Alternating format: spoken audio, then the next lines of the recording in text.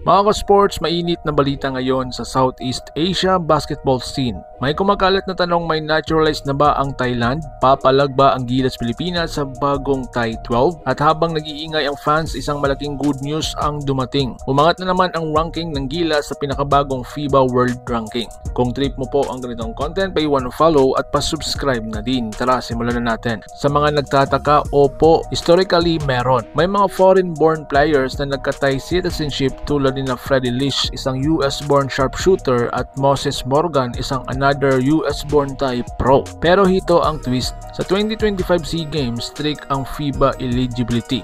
Ang rule nila, any naturalized player or player who acquired passport after age 16 ay hindi pwedeng maglaro daw sa 5v5. Ibig sabihin, kahit may Thai passport sila, disqualified ang naturalized foreign-born players. Kaya ang Thailand Final 12 ngayon, puro FIBA eligible Thai-born players. Mga ka-sports, ang lineup ng Thailand ay binubuo ng kanilang core domestic star mula TVL at ASEAN Leagues. Ang mga players na may bilis, shooting at discipline sa half-court set. Pero ang malaking factor, wala silang naturalized scorer sa tournament. Nabawasan agad ng kanilang offensive firepower.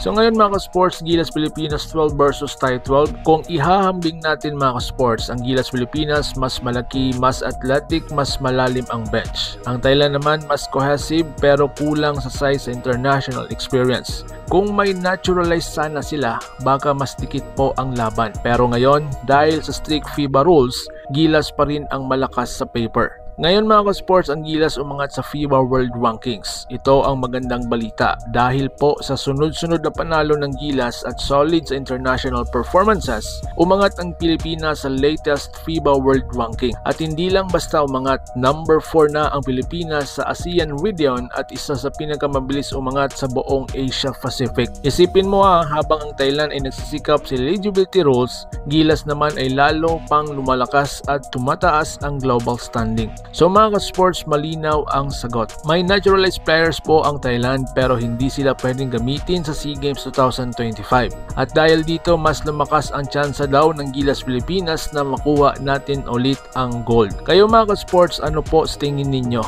Kakayanin ba ng Thai 12 ang Gilas 12? Comment your predictions below. Like, share, and subscribe para sa tuloy-tuloy na Gilas updates. So paano? Ingat po kayo.